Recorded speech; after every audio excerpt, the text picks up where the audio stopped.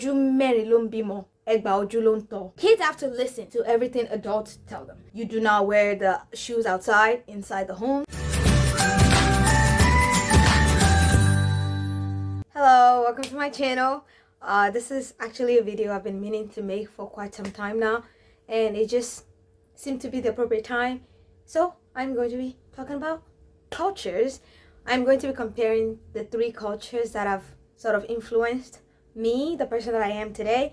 I'm going to be talking about my culture of birth in Nigeria, the culture that raised me to adulthood, American culture, and the culture in which I've made my home, which is Korea. Obviously, this video is not going to be able to discuss every topic that can be covered under the umbrella of culture. Also, disclaimer, I'm not speaking to the culture necessarily as it pertains to everybody. I'm going to be speaking as I've experienced these three different cultures. I also don't think I'm going to be whenever I mention a topic, I will not necessarily be comparing all three cultures. It would probably be predominantly between Nigerian culture, specifically Yoruba culture, Nigerian Yoruba culture, and Korean culture, and occasionally comparing either Nigeria and America or America and Korea. Also, I do not make this video in any way to bash a culture or to put one over the other. Not so much that at all. I'm going to be talking about the cultures that I've experienced and the way I feel about some of them. So that's why I just felt I needed to put that out there. So if you are going to be rude, I hope you can watch the video in its entirety. And then if you still have disagreement or grievance, I hope you can respectfully share your opinion in the comment section. But yeah, that's just what I'm going to say. So let's just get into the video. Before I came to Korea, I first learned about Korea while in high school. In the video where I made about joining this competition, I actually talked about how I was introduced to Korean culture in high school through Korean dramas. So when I first learned about Korean culture, I was very intrigued. I wanted to learn about this culture, the language. It just seemed so interesting because I'd never been exposed to something like that before. When I decided I was coming to Korea to come live here long term, I watched a lot of videos in dramas and stuff like that, as well as people who were foreigners living in Korea, especially people who looked like me, who might have similar experiences to me.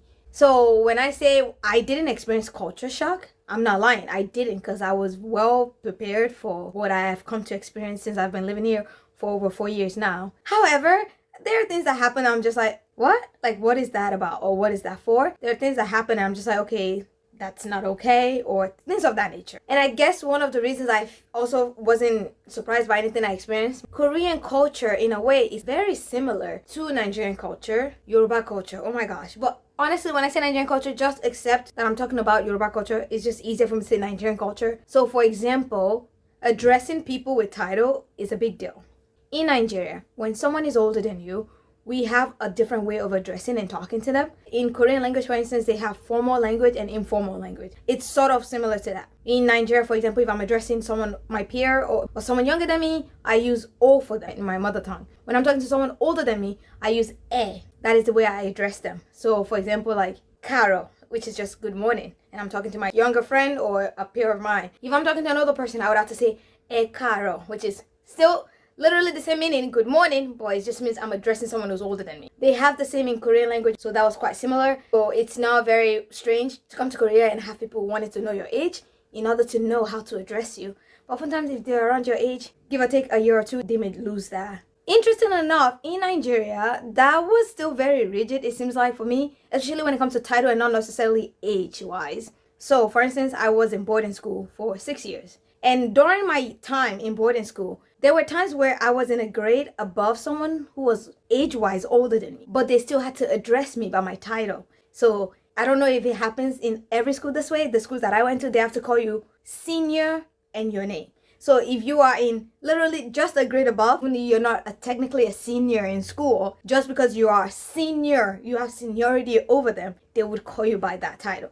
And I've also noticed that in Korea, not necessarily in my workplace because I'm a teacher, but I've heard and I've been told that when people are in workplaces with very specified titles, they get called by manager so-and-so.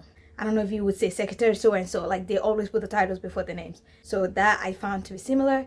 In America, English language is not very strict about that. You use the word you to address from 0-year-old to 100 years old. So that is not something they share. That translates into the hierarchy of the culture. Say you work with someone and they are older than you, but you have been working in the company, or you have like more work experience in a particular field you're in. It doesn't matter because the age comes first for some reason. I'm not a big fan of this, as you can tell. You can't tell someone older than you if they are making a mistake, for instance, because they're older than you. It would be seen as being disrespectful.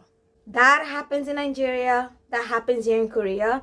Not so much in America. If people don't want to accept like corrections, that could just have to do with people's personality. But you probably don't even know the age of people you work with if you're in America. But in Korea, more than likely people know each other's ages. So I'm not a big fan of that, because I think age shouldn't have to do with how we progress in life.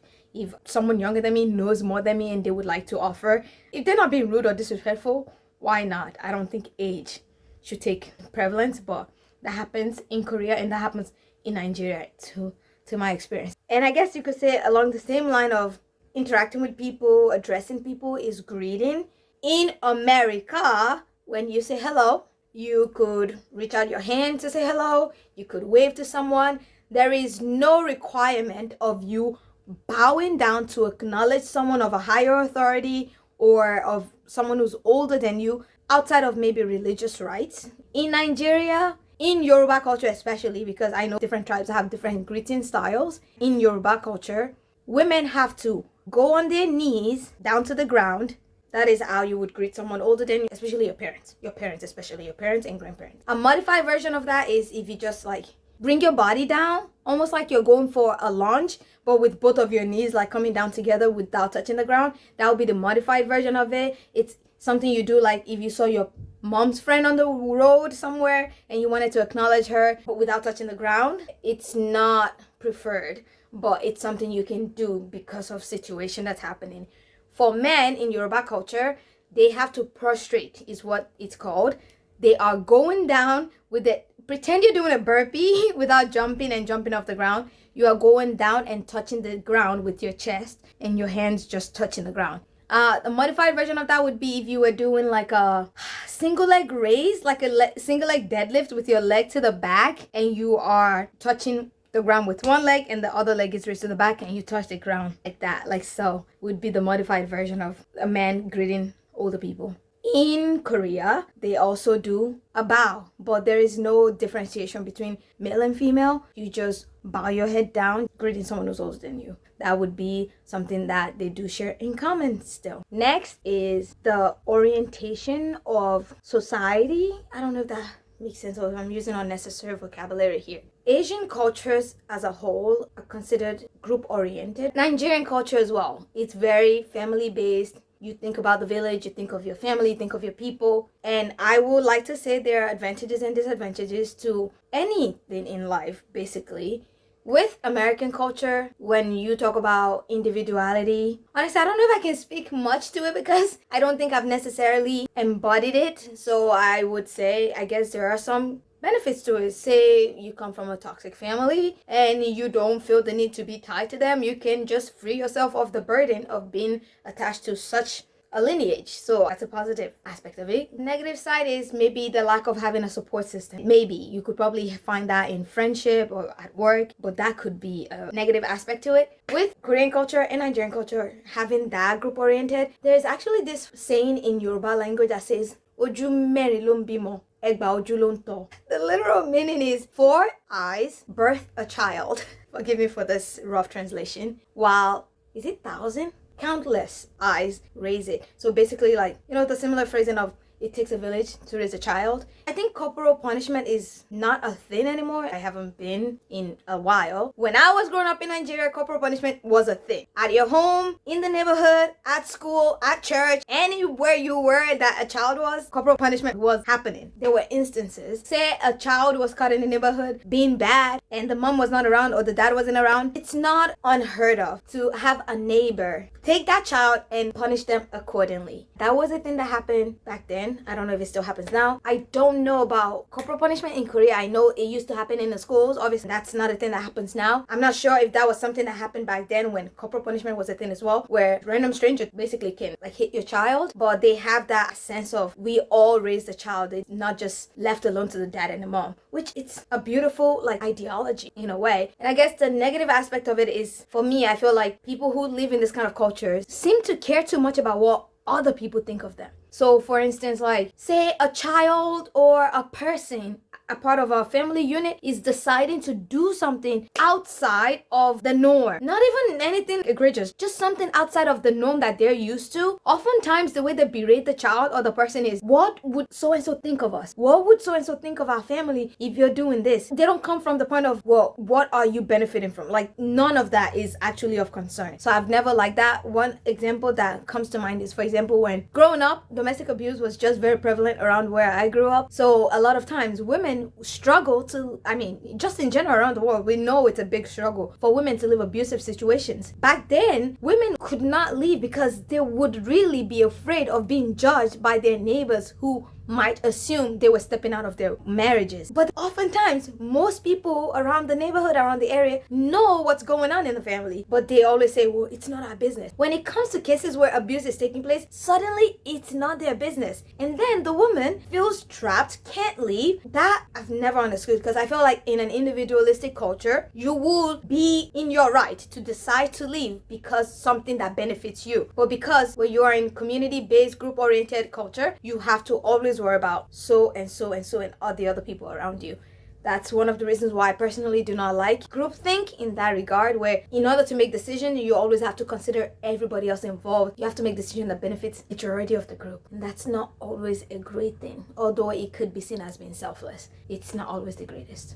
And people can just take advantage of you. And that's kind of leading to the point of how children are viewed in family, for example. Like, kids have to listen to everything adults tell them. In Western culture, like, kids, I feel like, put up on a higher level than they are put in Asian cultures, in my Nigerian culture, where you do things because your parents are telling you to do them. And so, like, even growing up, parents often make decisions for you. Like, what you study in college, where you go to school, sometimes maybe who you decide to marry. And then, when it comes to, like, moving on in life, you tend to live at home until you get married, especially when it comes to women. Girl children tend to live at home until they're getting married. And I never like that, because to me, not saying it's true for everyone, I feel like it's hard for you to learn a sense of independence or even learn about yourself, because you never get to learn about who you are. For example, you are so-and-so's daughter. When you never lived alone, because if you were living alone, you would be seen as an individual, because whoever knows you outside of your family unit will only know you as a person. When you move from your parents' house to a spouse house, then you become so-and-so's wife, and then soon after you're expected to procreate, and you become so-and-so's mom, which is another thing they're both sharing similarity. Like, I know people here who live at home until they get married, and some might even stay living at home even after they're married, depending on how big the space is or how limited they are in finances. And I'm not bashing and I'm not making fun that it's not okay to live together. It's just takes autonomy away from people. When young families like starting up, a lot of influences from like the in-laws and the parents, it can cause a lot of trouble and friction in the households. And I know a lot of people who, I don't have a name, I've never been called my own name. And then in Korea you hear like blah blah blah amma, like Yuri amma. In Nigeria as well, in Yoruba culture, like my mom is called Ya Basirat's mom. And funny enough, even some siblings will call their mom by the firstborn name. It's quite sad, because people lose their individuality as a result of that. Like, who are they? And they may never know until the day they die, because they're constantly living to serve other people. There's some goodness to it. That is to say, they can be getting supported from families. Say a young couple gets to have their first child. They have all the support system depending on how helpful the family unit is. And on the other hand, they're just always there, and just if they're overbearing, if they're not the best family, because not all family is good family. That's a similarity they share in common. In the household, here in Korea, it's very common, like you probably noticed in some dramas you've seen, you do not wear the shoes outside inside the home. Some restaurants even, you can wear your outdoor shoes inside. Some might have you just take them off and you're just barefoot or wearing your socks. Some might actually have slippers for you to wear inside. So a lot of homes, apartments have indoor slippers. Or if you live alone, you could just wear your socks. In Nigeria as well, especially, I noticed this more with Muslim households. My dad's Muslim, and that was the way we were raised growing up. I don't know why it was so easy for me to just wear shoes inside when I was in America. It was just an easy transition for some reason. But yeah, in Nigeria, that's a no-no. That was not strange at all for me to find out that people are not allowed to wear outside shoes here. So that is quite similar to the way I grew up in Nigeria. I feel like this is a very long video. Oh my gosh. I still have many more of these similarities / differences that I've noticed since moving between cultures. I'm trying to hope that maybe someday more and more I put them out. I hope no one got offended by any of the things I said, because that was not my intention. This is just